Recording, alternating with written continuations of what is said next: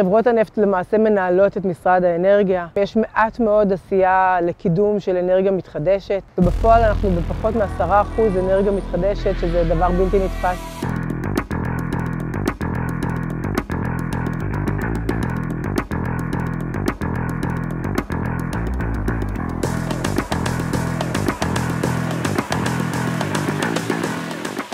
בפרקים הקודמים הבנו שלמשבר האקלים יש כבר עכשיו השפעה על החיים בישראל. השפעה שרק צפויה ללכת ולגדול. הבנו גם שלמשבר האקלים יש הרבה גורמים, אבל העיקרי שבהם הוא השימוש בנפט, פחם וגז. החיים המודרניים, כפי שאנחנו מכירים אותם, תלויים בייצור אנרגיה. אבל אם שריפת דלקים לצורך ייצור האנרגיה הזאת גורם להתחממות הרסנית של העולם שלנו, בטח חברות הדלקים לא ידעו שהן גורמות לכל זה. ואם הן היו יודעות שהן גורמות לכל זה, הן בטח היו מספרות לנו, לא? ואם הן היו מבינות שהעסקים הסופר רווחיים שלהם גורמים לאקלים כדור הארץ להשתנות באופן מסוכן ובלתי הפיך, הן בטוח היו מפסיקות לשרוף לנו את העולם, לא? חברות הנפט מרגישים את עצמם מעל כולם. בעצם מרגישים, ויכול להיות שהם צודקים, שהם שולטים בעולם. העולם ממוכר לדלק בגלל חברות הנפט, גרמו לנו להיות ממוכרים לדלק, והם מרגישים שאי אפשר לגעת בהם. ידיעה לגבי הנזק שאחראים לו דלקים פוסיליים יש הרבה מאוד זמן, למעלה מ100 שנה.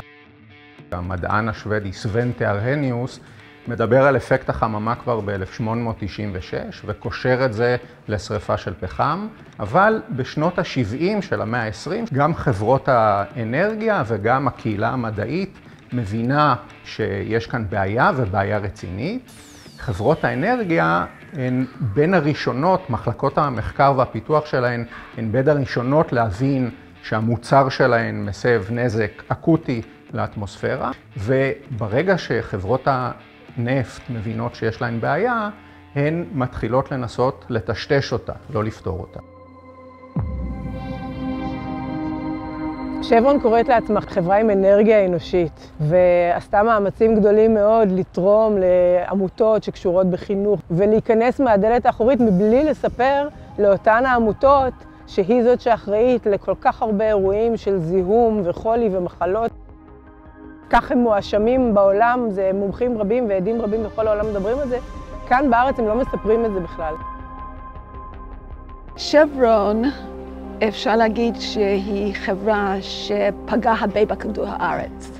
המקרה הידוע ביותר זה באקוודור, באזור האמזון, שהחליטו להפיק שם דלק, והפיקו דלק, והשאירו קטסטרופה, מה שנקרא אקוסייד. אקוסייד זה רצח של הטבע. ובסוף אלפים מהתושבים שם תבעו את שברון, קיבלו פסק דין על $9.5 מיליארד, ובמקום לשלם את הקנס כפי ששברון הייתה צריכה לעשות, הם פתחו בתביעה בניו יורק, דורשו לבטל את הפסק הדין האקוודורי, ותבעו את העורך דין סטיבן דנזיגר שייצג את התושבים שם, והם כל כך כעסו שאמרו את דנזיגר אנחנו נחסל.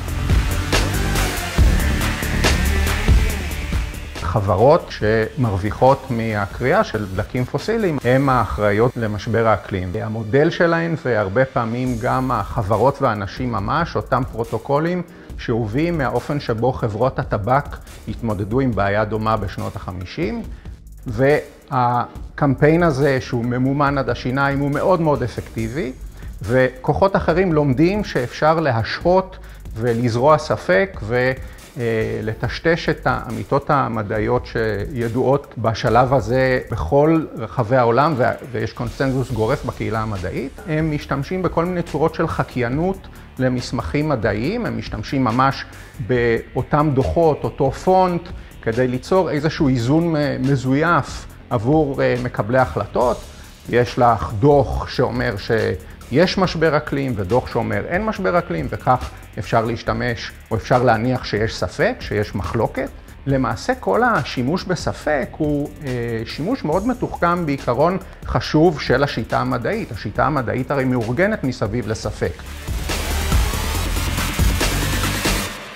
חברות הלובי בישראל לא שונות מחברות הלובי במקומות אחרים בעולם. בסוף זה כמה חברות גדולות מאוד, עשירות מאוד, שיש להן סוללות של לוביסטים, שנמצאים בקשר קרוב מאוד עם הפקידות הבכירה ביותר. יש פה המון כסף שהם משקיעים כדי שלא ישנו את איך שהדברים מתנהלים.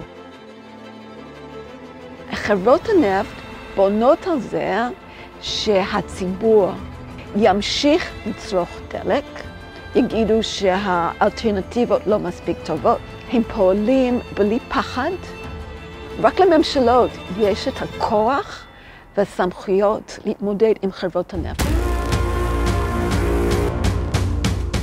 עבור אזרחים במדינות שבעות, משבר האקלים הוא עניין עתידי, ופוליטיקאים שחושבים במחזורים של 4 שנים של בחירות, אפילו מנכ"לים של תאגידים שגם עבורם 3, 4, 5 שנים זה הרבה מאוד זמן, מאוד מתקשים לתכנן לטווח ארוך אם אין לחץ ציבורי משמעותי שמאלץ אותם לפעול. הם ממשיכים לעשות תוכניות, זה מה שהכי מזעזע בעידן הזה שאנשים צועקים עד כאן, עם הדלקים האלו, הם חושבים שהציבור די מטומטם, אנחנו לא מבינים מה אנחנו עושים לעצמנו, והשיקול היחיד שמעניין אותם זה הכסף. אנחנו חיים בעידן שבו תעשיית הנפט מספרת לכולם כמה שהם משקיעים באנרגיה מתחדשת, למרות שבפועל הם משקיעים מיליונים רבים עדיין בלוביסטים כדי להמשיך לזהם. הם חייבים להפוך בעצם את המשוואה, ועל כל $1 שהם משקיעים בקידום דלקים מזהמים, לשים $100 על הפתרונות הטובים באמת. להפסיק עם הגרינווש, להפסיק עם ההטעיות. הזמן קצר והמלאכה מאוד מרובה, אבל יש המון דברים שאפשר עדיין לעשות. בפרק הבא, במחורים. אבל כשהסתכלנו יותר לעומק בדוח, ראינו שבעצם זה לא דוח מדעי. אבל האם הגז הוא באמת פחות מסוכן מנפט ופחם? זה דלק מעכב. זאת אומרת, אנחנו בפיגור של כעשור אחרי העולם. היו פיצוצים עזים באמצע הליל. מבינים שאין פיקוח, אין מדידות.